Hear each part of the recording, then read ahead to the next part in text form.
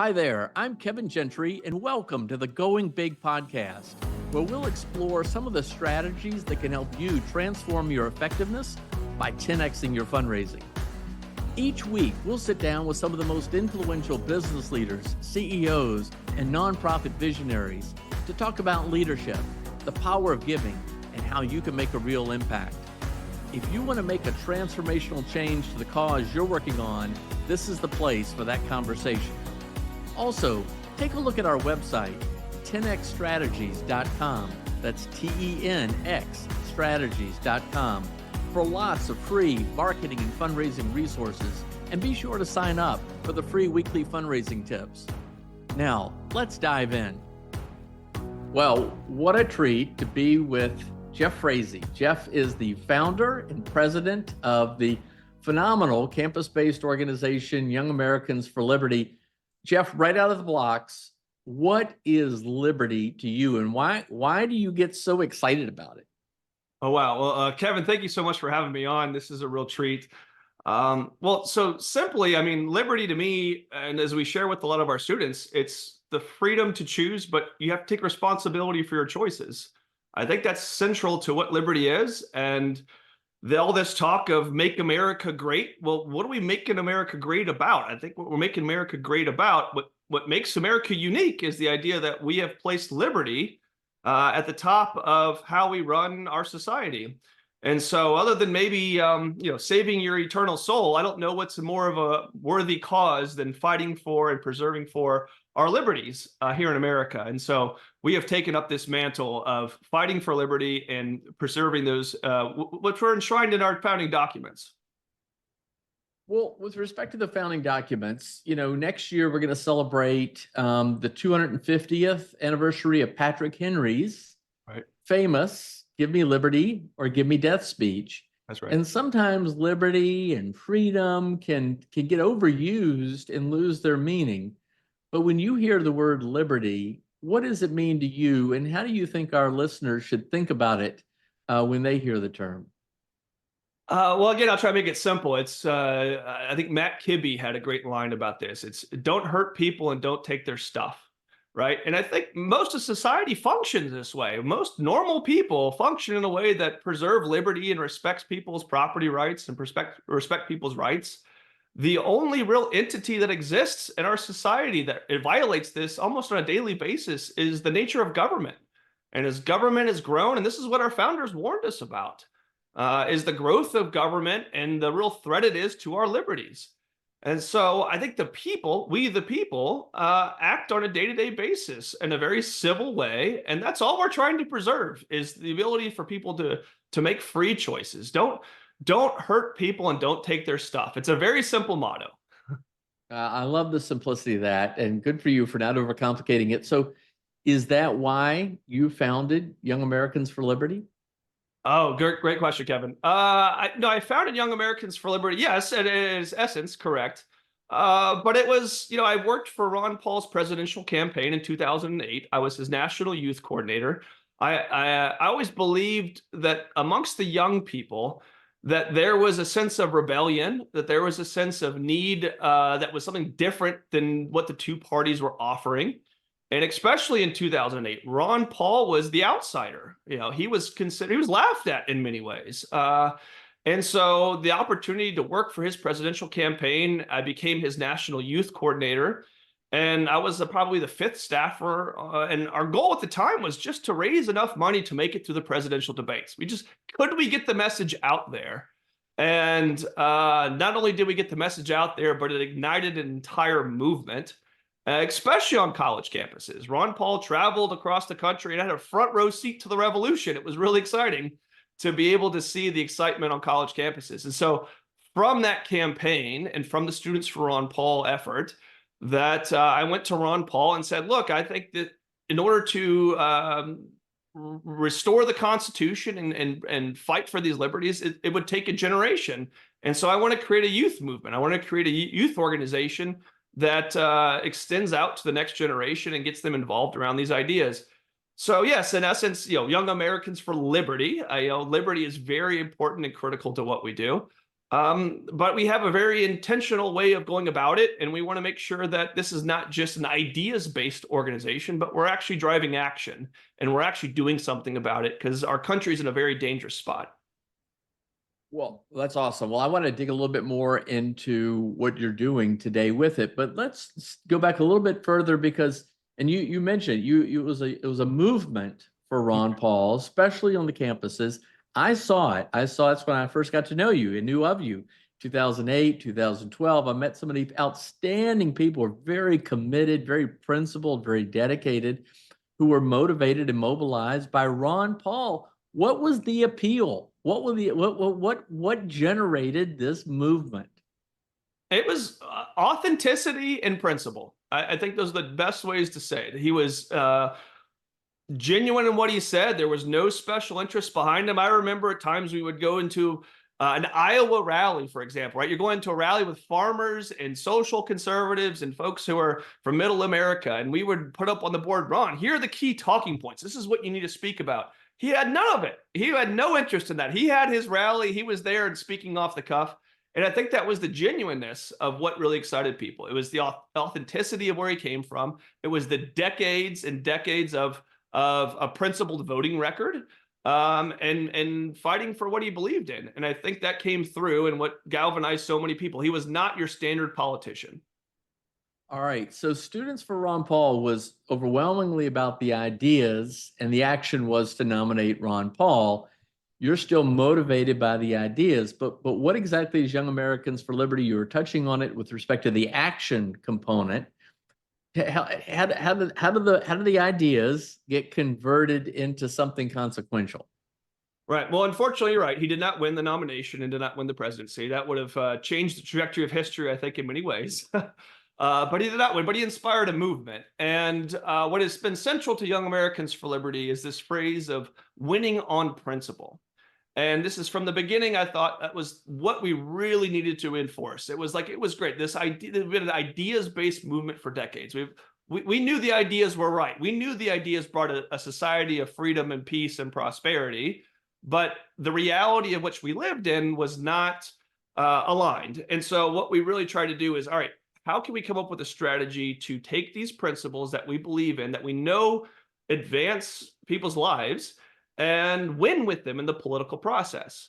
So this kind of idea of winning on principle was what has always driven Young Americans for Liberty, to get young people inspired by the ideas, but then to mobilize them into the political process. So with this goal of being able to cast the leaders of tomorrow and the direction and policy of our government could be changed.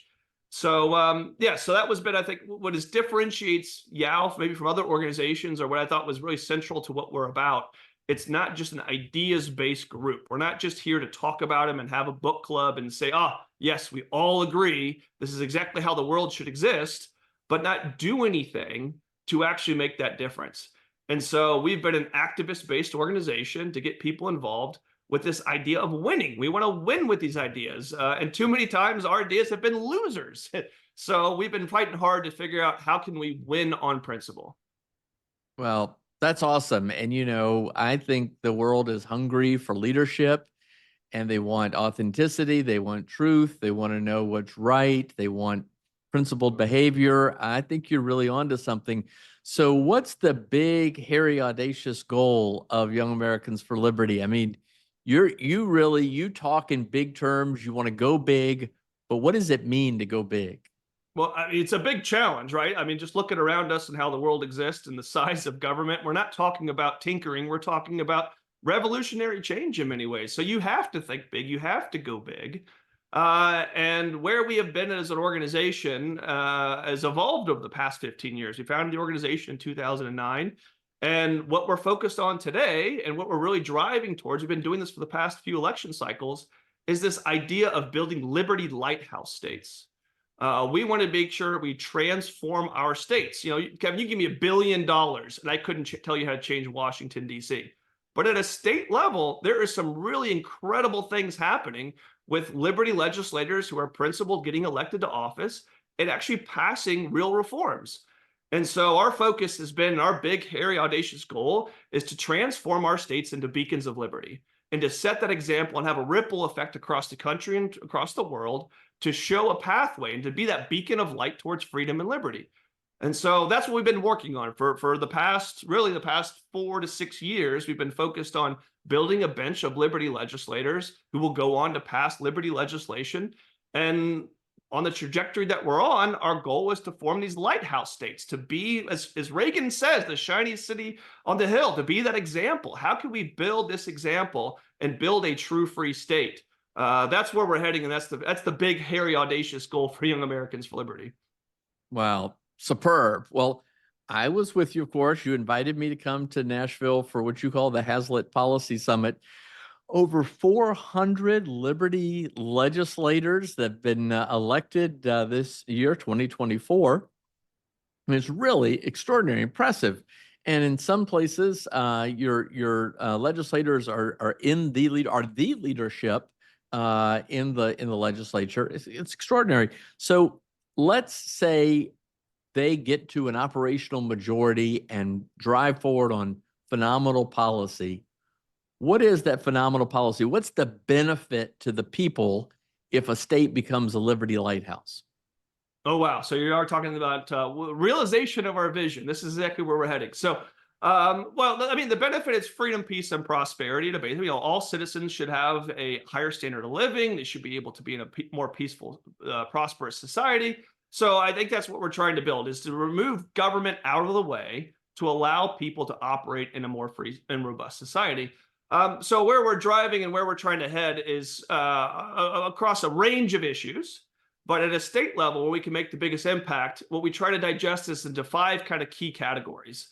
It's free market economics, it's education freedom, it's healthcare freedom, it's constitutional government, and civil liberties. So across the range of issues that you can make an impact at the state level, that's how we categorize dozens and dozens of policies. Up to now, our liberty legislators have now sponsored or co-sponsored more than 750 pro-liberty bills that have been elected, that have been passed and signed into law. So, and this is the past 6 years. So you think and look at Washington. Can you name a single bill that you can point to be like, that is our crowning achievement as a movement? There's very little to none that you can possibly speak to. But in the states, like, school choice is having a moment right now. You are seeing school choice legislation passed by now nearly there's more than 12 states next year that have the opportunity to either pass school choice for the first time or expand it. So across these 5 issue sets, what we tier as liberty issues, we are passing bills by the dozens, by the hundreds at this point. And it all flows from the fact that we have these principal legislators who are elected to office, who are willing to fight not just the Democrats, but in many ways fight the Republicans in their own party. You're in these deep red states, and you would think they would be prime examples of liberty and freedom, but they're not. They are, the Republican establishment in these states are what's holding them back. And so this issue set is what drives us, but it's this idea of, can you stick to principle? And that ultimately is what motivates the organization. Well, kudos to you all. I mean, just what has happened with respect to education reform and increasing opportunities, these universal education savings accounts, just putting money in the hands of the parent to decide how to educate their child. It's extraordinary. Really, hats off to you. Well, your enthusiasm, Jeff, is infectious. You're really, I can see how you motivate so many young people to get involved for these principles. What's holding you back? Oh, geez, the big question. What's holding us back? I'm sure it's many things, myself included, I feel like in some ways. But I'll give you the somewhat boring answer, but it's a truthful answer. I mean, it's in many ways funding, right? Like, I feel like we have this grand vision. We've painted out a plan from now to 2030, right? Of how we're over the next 2-3 election cycles, of how we're going to build the bench, how we're going to build densities of legislators in the state, all tearing up to this vision of building Liberty Lighthouse States. I think we can do that by 2030. It's going to take a couple more election cycles before we have the densities, before we can drive a legislative agenda. But we need donor partners to come alongside us, to work with us, to fund what we're doing. And we have a grand vision. Today, our budget's around $20 million. I think we need to be more than 30 million to be able to drive what we're doing. And it might be bigger than that. So To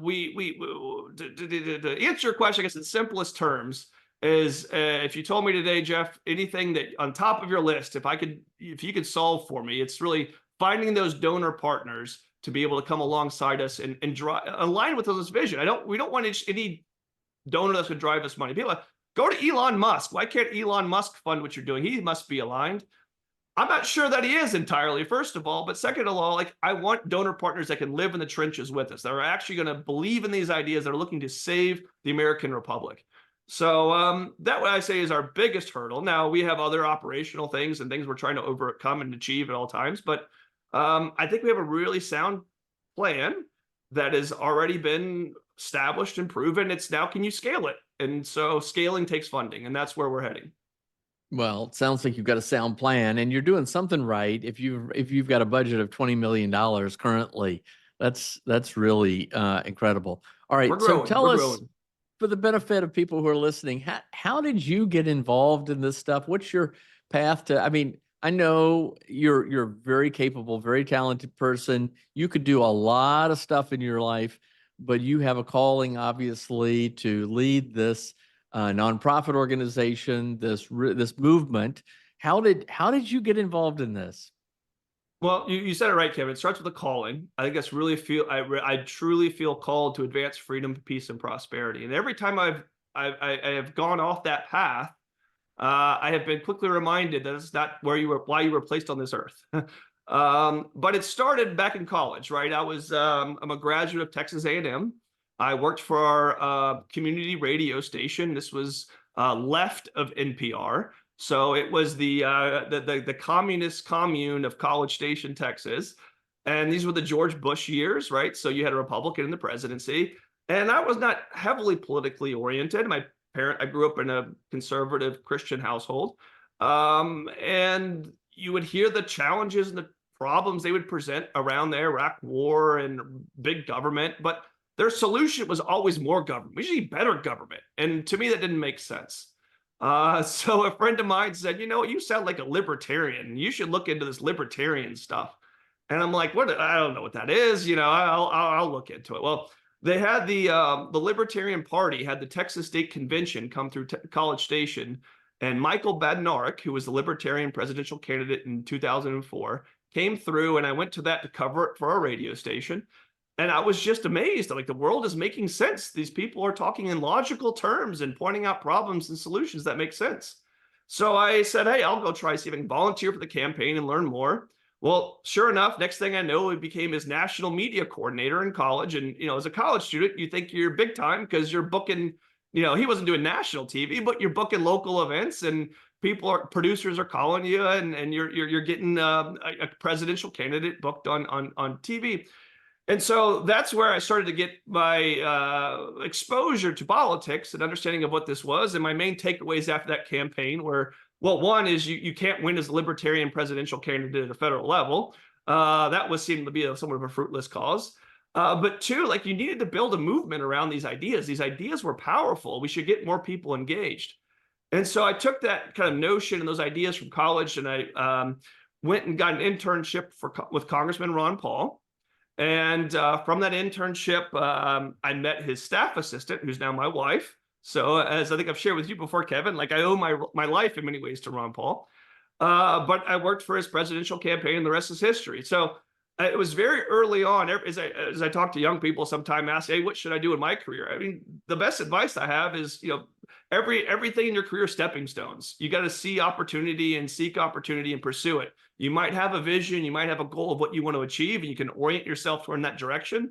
But be aware and take advantage of the opportunities that present themselves. And so, from working on a third-party presidential campaign to being an intern in a congressional office to being a national youth coordinator to now running an organization that's making a tremendous impact, I could have never scripted it from the beginning, but I've always been oriented around this calling of advancing freedom, peace, and prosperity. And so, as I said, I thought at one point I was going to take my nonprofit knowledge and translate it into for-profit experience and enrich myself and my family, but quickly realized that was not my calling. And I was quickly slapped back into what is really, I believe, what I can make the biggest impact in this world. And so that's where I'm focused, and probably more than my story you wanted to hear. But yes, that's where we are today. That's terrific. Well, you've answered this to some degree already, but let me ask again, what excites you the most about what you're doing? Geez, that's a heavy question, Ken. There's a lot of different ways I could go with that too. Today, what really excites me the most is the momentum that we have. Like as someone who is, as I said, in college where you were viewed as, and always, even the Ron Paul campaign, you were viewed as outsiders, right? Oh, you sure you're principled. I understand you guys have all the ideas, you have it all figured out, but leave it to the adults. We have it all. We know how to run things up here. And so we've always been as outsiders as a movement, even the conservative, true conservatives, of which I count myself as a constitutional conservative, like we've been outsiders. And so now, and what happened after this last election cycle, I think there's real momentum on our side that we've really never had. And there's real excitement around the ideas, and people are awakened to these ideas. I think COVID had an amazing impact on people. Like the people understood, hey, from education, right? Of what am I taught, and being from one of my kids being taught, and what's actually happening with my education, to nowadays with no one believes what the government puts out anymore. COVID was a very discrediting moment for our institutions, and specifically for government, that I think more and more people, as you alluded to earlier, Kevin, are yearning for principle and leadership and these ideas. And they know something is wrong in our country. They know that this debt is going to catch up to us. And the lack of privacy we have these days, and these foreign wars and everything that's going on. This is a really scary time historically of what's happening. And so what gives me the greatest hope, and to your question of what excites me, it's like we have momentum on our side. We're no longer on the sidelines hoping and wishing and complaining about what's going on. But there are actually legislators elected at a state level who believe these ideas, who are fighting this same fight, and we're no longer isolated and alone. We are building a real movement, and I think that's what's most exciting today. Is if you would have asked me 10 years ago, I would have said it's the ideas, Kevin. The fact that we know that we have principled ideas that lead to a better society, which are exactly right. But what I think is different between the past and today is that we have momentum on our side, and so I'll bring it back to the idea of winning on principle. We are winning right now on principle. And that's something that, as we started the organization, was very much a vision and not so much a reality. And today it's a reality. And so now it's, where do you take it from here? Well, first of all, really applaud your dedication and leadership. And I got to tell you, I mean, I travel all over the country, talk to people. There is a yearning for leadership, principled leadership, authentic leadership. What you're doing is extremely important. And I mean, talk about going big. I mean, you've got a big, hairy, audacious goal. You've got a big vision, and you're stepping into it. This is really very encouraging. Jeff, if somebody is listening and says, hey, this is kind of intriguing, whether they're a high school student or a college student or a young person, or maybe it's somebody later in life that still was very supportive of what you're talking about, what could they do? How could they get involved with you? Well, first and foremost, just join YOW. You can go to our website for $10. You can join the organization, right? I always say that's a great way to get started. You'll get our communications. You'll learn more about what we're doing. You can always reach out to me personally. I'm Jeff@yaliberty.org. I love hearing from supporters. I love hearing from partners and people who are fighting in the same fight that we are. They're looking, that are vision, mission aligned. But those are the best two places to get started. Find yourself a way to get involved with Young Americans for Liberty. Support us if you can. Reach out to me. Be happy to have a conversation. But get involved. Like, take action. That's the key that we're trying to drive with all these young people. They're so easy to get distracted. It's so easy to get bogged down and depressed in what's going on. But you need to find hope in something. And I'm hoping we can provide that hope. You're providing the hope. You definitely are. This is one of the most encouraging conversations I've had in a long time. And I'm very enthusiastic about what you're doing. Well, Jeff Frazee, give us some parting words. I mean, you're already encouraging him. You're motivating us just by the manner in which you bring so much energy to this fight. But you get the parting word. Well, thank you again, Kevin, for hosting me. You've been a tremendous mentor to me. We've known each other for a very long time, and someone I've always looked up to, and has done tremendous work for our movement at large. And so just being on this show, being on your podcast, I'm quite thrilled. But parting words, I'm not a man of great wisdom or advice, so it's hard to provide anything that's too amazing. But I would say is I go back to the idea of remain committed to the fight.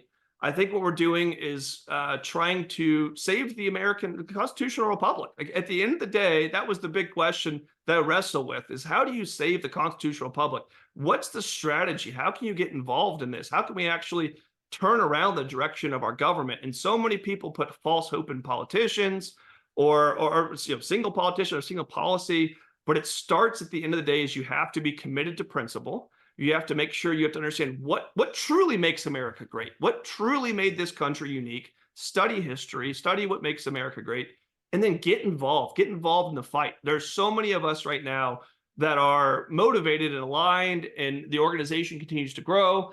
That I guess my parting words, which for hopefully are inspiring to others, is get off your seat, get on to our website, get involved, reach out, like find a place. Because that's where I think that's what makes the change. This is not going to be, we can't put our hope and faith in one single person. It's the ideas, and we've got to win on principle. That's the goal. Well, Jeff Frazee, Young Americans for Liberty, really admire and appreciate what you're doing. Just keep at it. Go fight, win. We really are so encouraged by what you're doing. Thank you so much. Thank you, Kevin. Thanks for listening to today's Going Big podcast. Hopefully you were inspired to go big for your cause. Remember, this is all about transforming your effectiveness by 10xing your fundraising.